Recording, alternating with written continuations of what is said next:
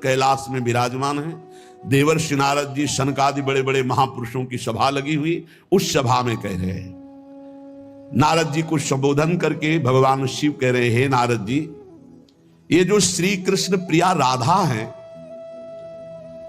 ये महाचैतन्य शक्ति स्वरूपा जितनी भी देवियां हैं, ये सब इनके अंश से प्रकट हुई है। ये अंतरंग विभूति हैं, इसीलिए इनको कोई जानता नहीं। अत्यंत गोपन तत्व है, इसीलिए इनका एक नाम गोपी है। श्री कृष्ण सदैव इनकी आराधना करते, इसलिए नाम इनका राधा है। और ये सदैव श्री कृष्ण की आराधना में रहती, इसलिए इनका एक नाम राधिका है।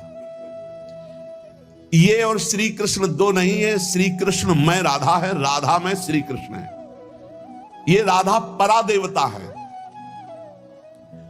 जितनी भी लक्ष्मी आदि शक्तियां सब इन्हीं के अंश से हैं। आपको भगवान का आह्लाद कहा गया है, आह्लाद। और जब मूर्तिमान ये हुई तो राधा कह गई, किशोरी जी कह गई। और तत्कला कोटि कोटि अंशा, भगवान शिव बोल रहे हैं, तत्कला कोटि कोटि अंशा दुर्गाद्यस त्रिगुणात्मिका। दुर्गा आदि जितनी त्रिगुणात्मिका दैवी शक्तियां हैं, ये इनके कला से करोड़वें अंश में प्रकट है। यही प्रकट है, पर करोड़वें अंश में प्रकट है। हम नहीं कह रहे, ये भगवान शिव कह रहे हैं। जो राधा कृपा कटाक्ष पढ़ते हैं, वो पढ़ के देखे, आखिरी में भगवान शिव कह रहे हैं, क्रियेश्वरी, मखेश्वरी, स्वधेश्वरी, त्रिवेद भारतीश्वरी, प्रमाण शासनेश्वरी। हमारे यहां सुधा निधि में महाप्रभु हरिवंश चंद्र जी कह रहे हैं, प्रेमणा सन्मधुरोज्ज्वल हृदय संगार लीला कला वैचित्री परमावधि भगवता पूज्य विकापी शता ईशानी च सची महासुख तनु शक्ति स्वतंत्रा परा श्री वृंदावन नाथ पट्ट महिषी राधयु सेव्यामम। बोले तत्कला कोटि कोटि अंशा, कला उन्हीं की कला, राधा की ही कला, श्री किशोरी जी के ही अंश से करोड़ों अंश में सब शक्तियों का प्रादुर्भाव हुआ। श्री राधा अपने अंश से महालक्ष्मी रूप धारण करती हैं, तो भगवान श्री कृष्ण नारायण रूप धारण करते हैं। मुनि श्रेष्ठ, थोड़ा भी भेद नहीं है। ये श्री राधा दुर्गा रूप धारण करती है, तो श्री कृष्ण शिव रूप धारण करते हैं, रुद्र। जब श्री कृष्ण के अंश से इंद्र, तो श्री राधा किशोरी के अंश से सची इंद्राणी। जब श्री कृष्ण के अंश से ब्रह्मा, तो राधा किशोरी के अंश से सावित्री देवी। जब श्री कृष्ण के अंश से यमराज, तो उनकी पत्नी धूमोरणा के रूप में श्री राधा किशोरी। अधिक क्या कहूं, इन दोनों के सिवा किसी की सत्ता ही नहीं। यही सब चिद लक्षणम सर्वम राधा कृष्णमयम जगत। चेतन अचेतन सारा संसार श्री राधा कृष्ण का स्वरूप है। नारद जी, मैं इन विभूतियों का क्या वर्णन करूं? अगर 100 करोड़ वर्ष तक राधा की महिमा वर्णन करूं तो भी नहीं कर सकता। भगवान शिव, कुछ ऐसे भावुक जन है कि वो कहते हैं कि आप भगवान शंकर को श्री कृष्ण से छोटा कहते हैं, वो हमारे आराध्य देव, हमको चुभता है। देखो, जब तत्व की चर्चा होगी तो एक है, और जब लीला की चर्चा होगी तो वही एक विविध लीलाएं करता है, वही एक विविध लीलाएं करता है। रास में भगवान शंकर आए, अगर थोड़ा भी शास्त्र को पढ़े हो तो पढ़ के देख लेना। गोपी रूप धारण किया, रास में प्रवेश पाया, श्री कृष्ण चरण वंदना, किशोरी जी की चरण वंदना, और फिर गोपी रूप धारण करके रास में प्रवेश। अच्छा, कोई भी ये कैसे नकार सकता है कि भगवान शंकर की जटाओं में गंगा जी हैं? और वो गंगा जी क्या है, क्या आप नहीं जानते हो? गंगा तरंग रमणीय जो जटा कलापम गौरी विभूषित वाम भागम, भगवान शिव के लिए आता है। तो जो जटा कटा संभ्रमम भ्रमण नीलम पर निर्झरी जो विराजमान है गंगा जी, वो कौन है? गांगम वारी मनोहारी मुरारी चरण अच्युतम त्रिपुरारी शिरश्चारी पापापहारी पुनातुमा। देखो भाई, तत्व एक है, पर लीला में जब प्रारंभ होगा तो लीला में छुटाई बड़ाई हंसी मजाक, वो उनकी आराधना, उनकी आराधना। तत्व एक है। अभी आप यहां सुन रहे हो कि जब श्री कृष्ण शिव रूप धारण करते हैं तो राधा किशोरी दुर्गा रूप धारण करती है, यही है, कोई और थोड़ी है। पर जब लीला की बात आती है तो वही भगवान शंकर गोपी रूप, आज भी भगवान गोपेश्वर का श्रृंगार होता है गोपी रूप में। शाम टाइम जल नहीं चढ़ता, नथुनी बाला और सब चुनरी धारण करके भगवान शिव गोपीश्वर के रूप में विराजते हैं। भगवान शंकर गंगा जी को नेत्रों से भी रोक सकते थे, लेकिन जटाओं में धारण किया कि श्री कृष्ण का चरणामृत है, वामन भगवान का चरणामृत है, इस वामन के रूप में श्री कृष्ण ही है। प्राणाधिक प्रियतमा सर्वाभ्याः सुंदरी परा सर्वयुक्ता च सौभाग्य भागनी गौरवान्विता।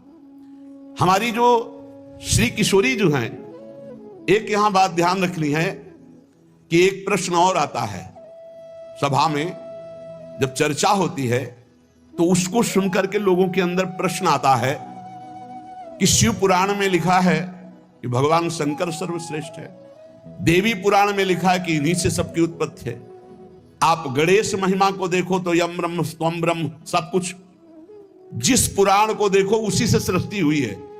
इसका मतलब क्या है? गलत है क्या? जब तुम शिव पुराण पढ़ोगे तो शिव तत्व से ही सबकी उत्पत्ति है, सब कुछ शिव तत्व है। पढ़े हैं जैसे आप कहा भगवान शंकर ने चिद चिद लक्षणम सर्वम राधा कृष्णमयम जगत, ऐसे कहा गया है हे भगवती हे भगवान, आपसे ही सृष्टि प्रकट है शिव पुराण में, क्योंकि जितनी माताएं वो सब भगवती हैं और जितने पुरुष हैं वो सब हे भगवान शिव आपका ही स्वरूप है। चराचर जगत शिव और पार्वतीमय है। भगवान का ऐसा लिंग प्रकट हुआ शिव जी का कि 100 कल्प तक ब्रह्मा जी उतरते चढ़ते रहे, पार न पाया। फिर भगवान विष्णु उसमें पढ़ना शिव पुराण में, तो पढ़ करके बात कर रहे, आर पार नहीं पाया। भगवान शिव से ही नारायण का प्रादुर्भाव होता है, भगवान का प्रादुर्भाव होता है, भगवान शिव से ही ब्रह्मा का प्रादुर्भाव होता है। जब देवी भागवत पढ़ो तो सब कुछ देवी जी से प्रकट हुआ, तो क्या झूठा है क्या? पुराण कोई झूठे हैं क्या?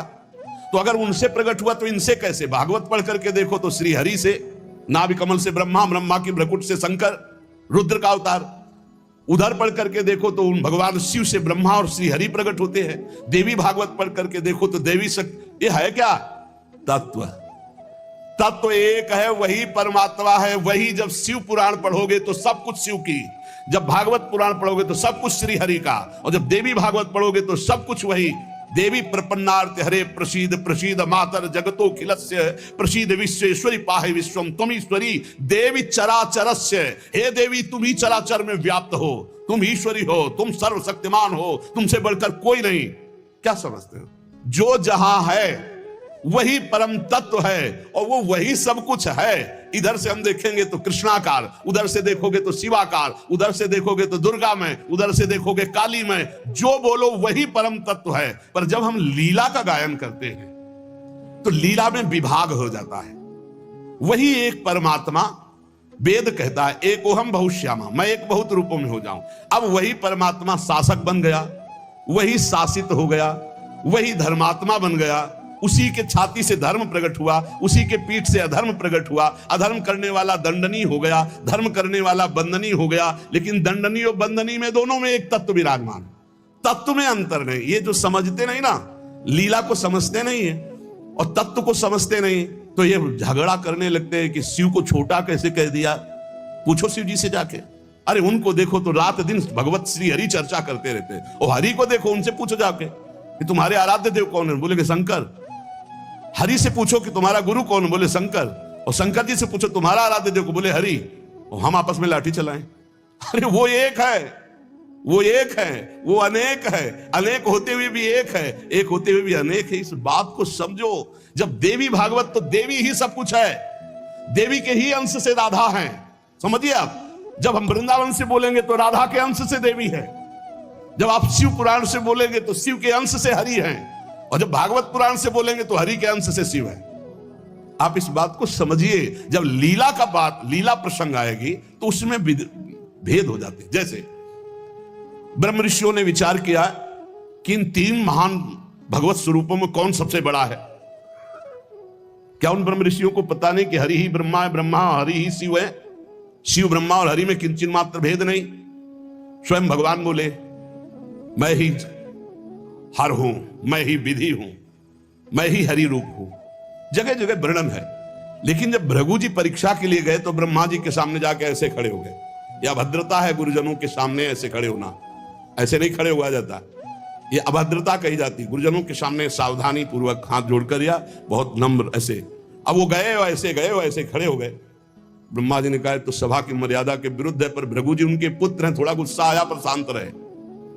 शंकर जी के पास गए, बोले आओ भाई, बहुत दिनों बाद आगमन हुआ भृगु जी से। बोले हम तुम्हारे गले नहीं लगते हैं, परम पवित्र रहते हैं। उठाया त्रिशूल उन्होंने, हमको। भृगु जी शांत होकर के वहां, और भगवान हरि के पास गए, सैया में पड़े हुए थे, सीधे लात मारी जाके, सीधे छाती पे लात। भगवान उठे और कहा मुझे पता नहीं था आप आ रहे हो, नहीं आपकी अगवानी करता, और चरण दाबने लगे। बोले आपके चरण बहुत कोमल है, मेरी छाती बहुत कठोर, कहीं चोट तो नहीं लग गई, और आज के बाद जब जब अवतार भी लेंगे तब तक आपका भृगु चरण चिन्ह ये हमारे छाती पे बना रहेगा, ये हमारा बड़ा सौभाग्य हो। आंसू आ गए भृगु जी के। अब आप क्या कहेंगे? कोई छोटा बड़ा नहीं, जब लीला होती है और एक ही तत्व है तो रंगमंच पर वही सब रूप धारण किए, जगन नाटक वही भवा, इस बात को सब। पर जब हम किशोरी जी की बात कहेंगे तो किशोरी जी के अंश से सब शक्तियां हैं, और जब आप दुर्गा की बात करें तो आपको वहां से दिखाई देगा किशोरी जी दुर्गा जी के अंश है, क्योंकि इधर से अंश वो, उधर से अंश वो उनकी अंशी, वो उनकी अंशी, कोई अंतर नहीं। इधर से हम बोलेंगे श्री कृष्ण के अंश से शिव, और जब शिव पुराण में पढ़ोगे तो शिव जी के अंश से श्री कृष्ण। अब इसमें संशय थोड़ी, क्योंकि वही एक तत्व है, विविध प्रकार से लीला कर रहा है। इसलिए भ्रम का तो ध्यान छोड़ दो, भ्रम छोड़ दो। जब जब जैसा अवसर आया वही रूप धारण किए तत्व विराज। पर जब लीला की चर्चा होगी तो माधुर्य रस में ऐश्वर्य का प्रवेश नहीं, भगवान के ऐश्वर्य का प्रवेश नहीं, तो और ऐश्वर्य शक्तियों की तो बात जाने दो। कभी आपको कोई भी शास्त्र मिला हो कि ब्रज में सुदर्शन चक्र का प्रयोग भगवान ने किया या प्रवेश हुआ, तो हमें बताना। कभी दिव्य वैभव का प्रयोग, क्योंकि ये माधुर्य का क्षेत्र है, ये जो ब्रज है ये वात्सल्य माधुर्य। कभी सुदर्शन चक्र से ब्रज में किसी को मारा हो, मुझे तो याद नहीं है। आप लोगों को कोई याद आवे तो हमको भी बता देना, क्योंकि अभी तक तो नहीं पढ़ा है। आगे अगर किसी को लगे, दूध पीते हुए पूतना को मारा, प्रवेश करके अघासुर को मारा, फाड़ के बकासुर को फेंक दिया, और उसका पैर पकड़ के धेनुकासुर को मारा। बस यही थप्पड़ घूसा इसी से पहुंचा दिया है। ना तो कौमोदकी गदा आई है, ना प्रभु की तलवार आई है, ना यहां सुदर्शन चक्र आया है, ना यहां दारुक सारथी रथ लेके आया है। ये ऐश्वर्य नहीं, ये प्रेम देश है, ऐश्वर्य का प्रवेश नहीं है यहां। और जहां कहीं ऐश्वर्य का कुछ दिग्दर्शन कराना चाहा तो वहां वात्सल्य ने डांट लगा दी है। जैसे मुख में जब मिट्टी खाई हो ऐश्वर्य दिखाना शुरू किया तो वात्सल्य ने डांटा है, यहां नहीं। तो तुरंत मैया को लगा है मेरी आंखों का दोष कोई है, ये तो मेरा लाला है, ऐश्वर्य का। अब जब निकुंज की बात आती है तो इसमें तो बिल्कुल ऐश्वर्य का प्रवेश नहीं है। ब्रज में तो आप थोड़ा ऐश्वर्य की झलक दिखा दिए, अंतर ध्यान हो गए, लेकिन निकुंज में कहीं नहीं कि अंतर ध्यान की लीला एक बार भी हुई हो। निकुंज में बताना पूरे वाणियों को पढ़ करके। अब जो निकुंज रस है इसमें कहीं वर्णन नहीं है कि अष्टभुजा का प्रवेश है या षोडश भुजा का। हमारी ही श्री जी सब अंशों से है, लेकिन ऐश्वर्य रूप नहीं, ये महामाधुर्य रूप है। इसी महामाधुर्य की महिमा की हम उपासना करते तो हमारे लिए हमारा उपास्य देव सर्वश्रेष्ठ है। और जब उपास्य देव की सर्वश्रेष्ठता की लीला में देखते हैं तब ये वर्णन आता है कि अनंत शक्तियां, देखो भगवान शिव ने स्वयं वर्णन किया कि ये जो अनंत शक्तियां तत्कला कोटि कोटि अंशा दुर्गाद्यस त्रिगुणात्मिका। अब देखिए वही प्रभु है शक्ति, वही है शक्तिमान, किंचन मात्र अंतर नहीं। लेकिन प्रभु आदेश करते हैं कि मैं अब अवतार लेने जा रहा हूं, भागवत में पढ़ के देख लेना। तुम हे महाशक्ति बलराम जी का कर्षण करके रोहिणी के गर्भ में डालो और मैं स्वयं अवतार लो। तुम जाकर नंद बाबा के यहां कन्या रूप से पूरी लीला पढ़ के देख लो। और नाम चामुंडा, कुष्मांडा, दुर्गा आदि तुम्हारे विविध नाम भगवान ने रखे और तुम सबकी कामना पूर्ण करने वाली होगी। जाओ मेरा आदेश है ऐसा करो। भगवान ने आदेश किया, शक्ति कार्य कर रही। भगवान की प्राप्ति के लिए उसी शक्ति की आराधना कात्यायनी रूप से गोपिकाएं करते हैं कि मुझे श्री कृष्ण पति रूप में प्राप्त हो। उसी शक्ति की आराधना सीता जी गौरी पूजन करती है। और सीता जी कौन है? काल रात्र निश्चर कुल केरी, महाकाल रात्रि स्वरूपा उनको गोस्वामी जी ने कहा। काल रात्रि निश्चर कुल केरी, यही सीता पर प्रीति घनेरी। ये नहीं समझ रहा रावण की साक्षात इसका काल पधारा है। एक काल रात्रि महाशक्ति स्वरूप चाट जाएंगे, कुछ नहीं बचेगा लंका में। ये दुष्ट जिनके प्रति विरोध भाव कर रहा है कौन है? वही गौरी है और वही गोरी है, वही महाशक्ति है और वही सीता जी है। अब आप समझिए, आदि शक्ति जय जग उपजाया, सीता जी गौरी पूजन कर रहे हैं। गौरी जी खसी माल मूर्ति मुस्कानी, जाओ मनुजा हिराचे मिली सोबर साध सुंदर साव। तो सीता जी कौन है? मनुष्य रूपा को भगवान राम कह रहे, आदि शक्ति जेहि जग उपजाया, सो अवतरी मोर यह माया। अरे कोई भेद नहीं, कहीं भेद नहीं, पर जब लीला की बात करेंगे तब लीला में भेद दिखाई दे रहा है कि सीता जी गौरी जी का पूजन कर रहे हैं, उनसे वरदान प्राप्त कर रही है, और भगवान प्रिया सती को संशय हो जाता है। लीला भेद देखो कि ये राम जी कैसे सच्चिदानंद में, जब हे खग हे मृग हे मधुकर्षिणी, पूरा प्रसंग पढ़ करके देखो आप। और है कौन? या देवी सर्वभूतेषु बुद्धि रूपेण संस्थिता। जब लीला में देखोगे तो तत्व की बात भूलना पड़ेगा, तभी स्वाद आएगा। और जब तत्व देखोगे तो शांत रस आएगा। ये दास्य वात्सल्य सख्य, ये रसों का स्वाद नहीं मिल पाएगा। उसमें एक ही तत्व है, तो समझ में आ रहा है वही तत्व है। जब लीला में देखोगे तो आपको वही तत्व परशुराम है, वही तत्व राम जी है। लेकिन राम जी के आगे परशुराम जी घुटने टेक कर जय जय जय रघुकुल केतु, भृगुपति गए तपहि बने हेतु, ये समझना होगा। ये जो आजकल के नए बच्चे ना, ये तर्क वितर्क शुरू कर देते हैं। लीला में तर्क वितर्क नहीं होता है, तत्व में एक ही वस्तु है। तत्व की जब बात करोगे तो आप क्या समझते हो? कितने दिन से तुम दुर्गा जी की उपासना करते हो? बचपन से आराधना, और पूरी अम्मा मान के, पूरी जैसे अपनी अम्मा, पूरा आसक्ति अम्मा, आद्या शक्ति दुर्गा, और पिता भगवान शिव। तुम समझते नहीं हो, जहां हमें भेजा है उस तत्व को, जो समझाया उस तत्व से बोल रहे।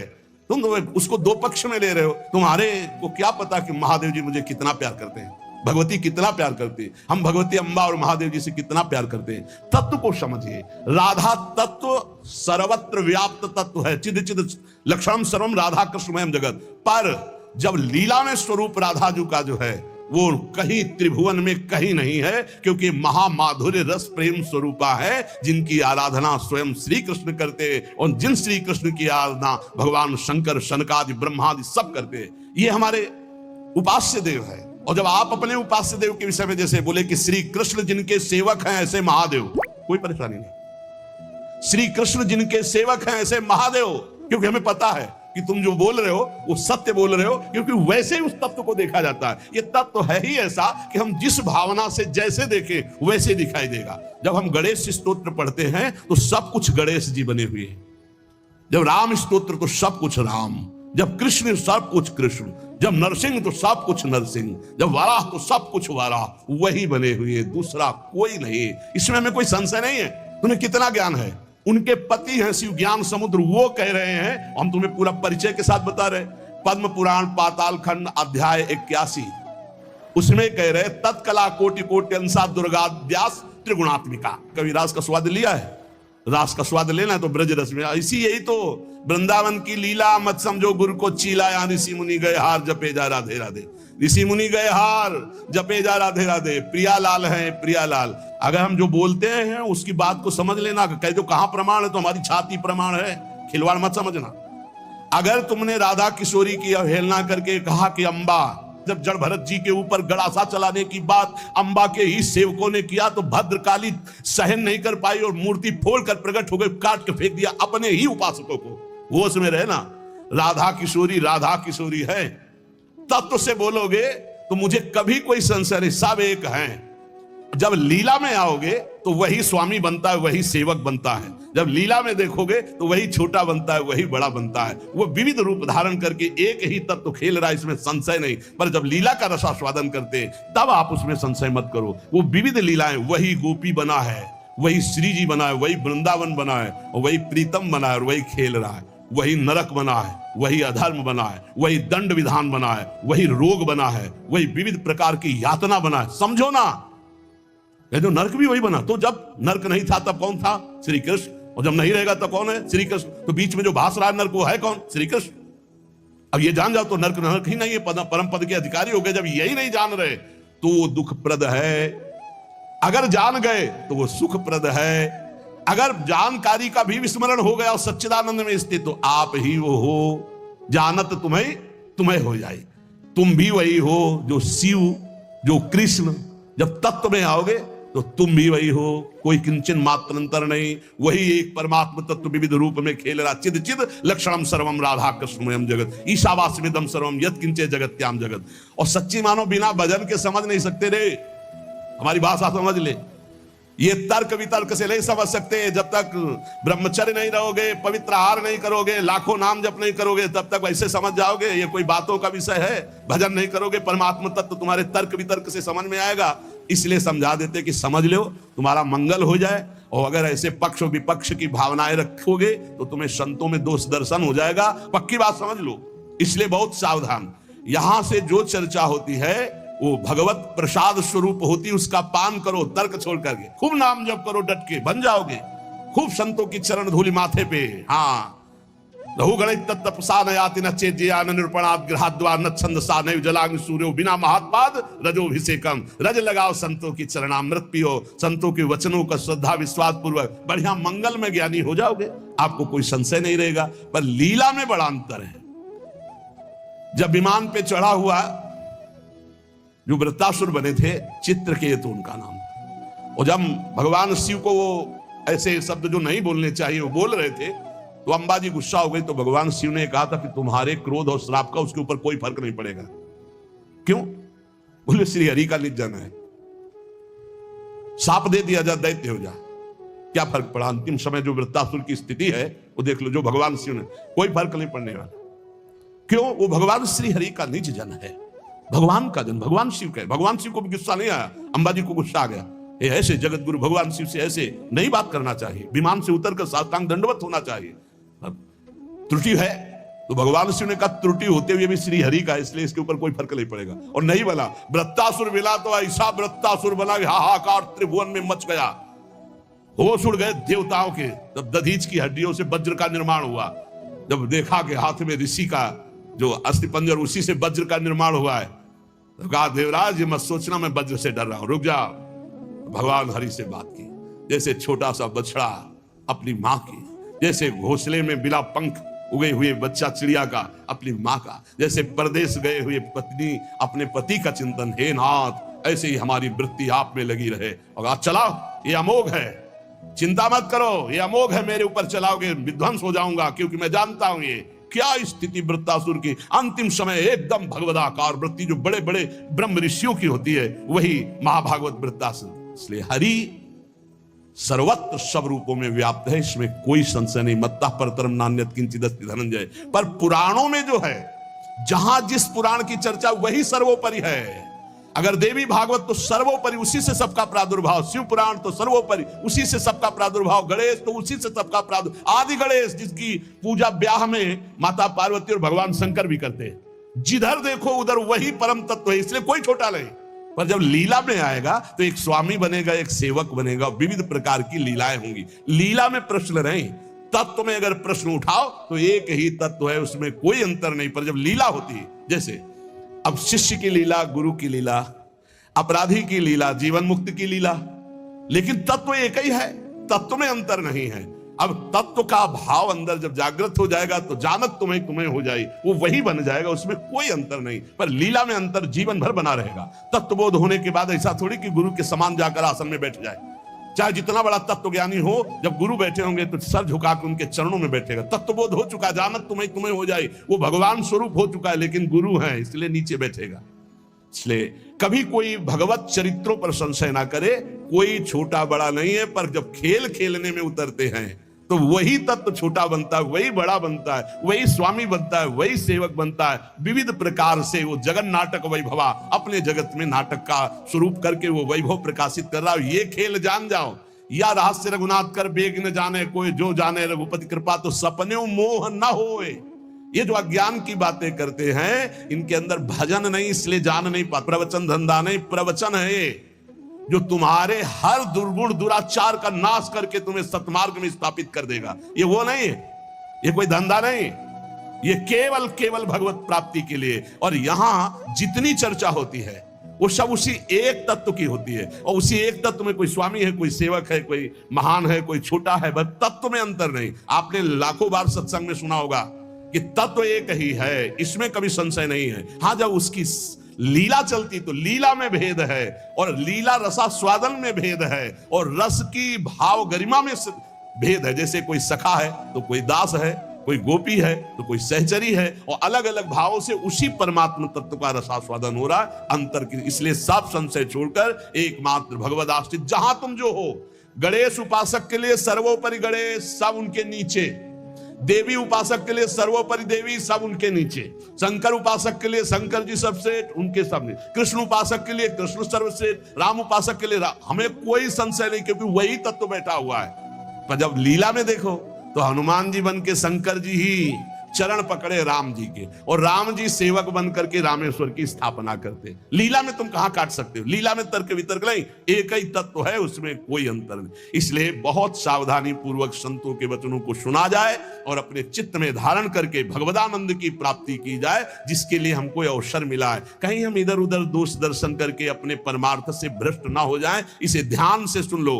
जो जिनकी उपासना कर रहा है उसके लिए वो सर्वोपरि है। सर्वोपरि इसलिए कि वही सर्वोपरि तत्व है, दूसरा कोई नहीं है। पर जो जहां उपासना कर रहा है उसके लिए ये गर्व होना चाहिए कि हमारे उपास्य देव सर्वोपरि हैं। तर्क की जरूरत नहीं, मान्यता की जरूरत है। आप सर्वोपरि मानेंगे तभी तो आपका मन आराध्य देव में पूर्ण समर्पित होगा, और जब आप अनुभव करेंगे तो सब रूपों में मेरा ही आराध्य देव है, ऐसा आपको अनुभव होगा। और यही अनुभव होना परम सत्य अनुभव होना है। इसलिए खूब नाम जप करो, अच्छे आचरण करो, तर्क वितर्क मत करो। लीला अलग क्षेत्र है, तत्व ज्ञान अलग क्षेत्र है। तत्व का बोध होना और लीला में प्रवेश होना, दोनों में बहुत अंतर है। जब लीला की बात आएगी तो तत्व अंतर ध्यान हो जाता है, नहीं तो कैसे ध्यान है? मेरे प्रभु, इस समय मेरे प्रभु को शयन कराना है, मेरे प्रभु को भोग लगाना है, इस समय मेरे प्रभु को मंगलारती, इस समय मेरे प्रभु को जल पिलाना है, इस समय मेरे प्रभु को इत्र लगाना है। ये हम तत्व से थोड़ी देख रहे हैं, हम भाव से देख रहे हैं। भावोत्सवेन भजताम रस कामधेनु। और जब हम भाव से देखते हैं तब हमको दिखाई देता है कि हमारी श्री जी के समान केवल श्री जी है, दूसरा कोई नहीं है। क्योंकि दूसरा कोई है ही नहीं। मेरे तो गिरधर गोपाल, दूसरो न कोई। ये हमको देखना, मीरा जी से लड़ना थोड़ी है कि करो पूजा भाई, हम परेशान कब कर रहे हैं? हम तो कह रहे हैं मेरे तो गिरधर गोपाल, दूसरों न कोई। उनकी नंद कह रही थी ये हमारी कुल देवी पूजा को, बोले करो ना। बोले नहीं तुमको करना पड़े। बोले हम तो नहीं करेंगे, हमारे तो गिरधर गोपाल, दूसरों न कोई। जाके सिर मोर मुकुट मेरो पति सोई। उनका नहीं करना चाहिए। बोले क्यों करना चाहिए? बोले सुहागवती होती तो विधवा थी। बोले तुमने कुल पूजन नहीं किया क्या? तुम क्यों वैधव्य को प्राप्त हो? बस यही जगह से शुरू हो गया था उसका द्वेष भाव, बहुत प्रचंड द्वेष। तो सच्ची मान लो, हमारी प्रार्थना मान लो, झगड़ा झंझट की भावनाओं का त्याग करके एक ही परम तत्व है। जब लीला में उतरता है तो आप पढ़ के देख लो भागवत में। भरत जी जो जड़ भरत जी के रूप में है, देवी उपासक उनको ले गए और बलि देना चाहते थे। तो जो ही सर झुकाया तो अंबा जी के हृदय में आग लग गई। ऐसे परम निर्मल पुत्र का वध मां सह सकती? आग करके मूर्ति प्रकट हो गई, काट के फेंक दिए। भागवत में पढ़ के देख लो भाई। वही परम तत्व है जो श्री कृष्ण है, वही काली है, जो काली है वही श्री कृष्ण है। मुझे समझने में इतना भी भेद नहीं, लीला में बड़ा भेद है। लीला में जब आते हैं तो अलग अलग रसास्वादन हो जाता है। तो लीला रसास्वादन पाने के लिए चरणों में जाकर के अपने अपने गुरुजनों की आराधना करो, खूब नाम जप करो। जब लीला चरित्र का प्रकाश होगा तब आप जान पाओगे। और श्री किशोरी किशोर जी का अद्भुत विलास, जो भगवान ब्रह्मा सनकादि शिवादि जिसका जस गाते हैं और याचना करते हैं, जो रज शिव सनकादि की याचत। अब कैसे रसमयी ग्रंथों में प्रवेश नहीं तो बाहरी लोग नहीं समझते, पर हम अपने सत्संगी जनों से कहते हैं अपनी उपासना में अपने आराध्य देव के समान कोई नहीं है। ये सबको मानना चाहिए। जब तक मानोगे नहीं, निंदा किसी की नहीं कर ली, पर अपने उपास्य देव अपने लिए सर्वोपरि हैं, उनके समान कोई नहीं। जब ऐसा मानोगे तभी आप प्रेम रस को प्राप्त होगे। शिष्य चर्चा आगे। श्याधा वल्लभ लाल की। घर परिवार वालों से तो प्रभु यदि निवृत्ति मार्ग में हो तो भूल जाओ कि तुम कहां पैदा हुए थे। इसलिए उपासक बहुत सावधान, हमारी बात मान लेना। यदि निवृत्ति मार्ग में चले हो तो परिवार से संबंध छोड़ दो, पैसे का बल छोड़ दो, किसी से दोस्ती मत करो, शत्रुता तो किसी से भूल के मत करो। तो एकमात्र भगवान का भरोसा, सब व्यवस्था हो जाएगी। सब व्यवस्था मान लीजिए, सब व्यवस्था हो जाएगी। विश्वास कीजिए, हमारी बात पर विश्वास कर लीजिए। किसी का सहयोग और विरक्त होकर घर से लेके खाना है तो जहर खाना है। जहर का मतलब समझते हो? जैसे जहर खाते हो हमें मार देता है, ऐसे ही हमारे वैराग्य को मार देगा। पूज्य श्री रघुनाथ दास गोस्वामी जी को उनके पिता बहुत बड़े आदमी थे, मजूमदार, खूब धन वैभव। जब देखा कि बेटा जगन्नाथपुरी में वैराग्य, तो यहां से हलवाई, सामग्री, रुपया, पैसा सब भेजा। 2-4 दिन श्री पूज्य रघुनाथ दास गोस्वामी जी ने महाप्रभु चैतन्य देव को भोग पाया, फिर विचार किया जब मैं वैराग्य के मार्ग में हूं तो पिता के द्वारा दी हुई वस्तु और संपत्ति का भोग जाकर जगन्नाथ जी के द्वार पर सिंहपौर पर खड़े हो जाते, जो भिक्षुकों को प्रसाद बंटता वो प्रसाद लेकर बस एकांत भजन करते। कुछ दिन बाद वो भी छोड़ दिया था, एक क्षेत्र से ले आते, कुछ दिन बाद वो भी छोड़ दिया। जो प्रसाद गायों को डाल दिया जाता, गायें छक जाती ना पाती, वो रात्रि में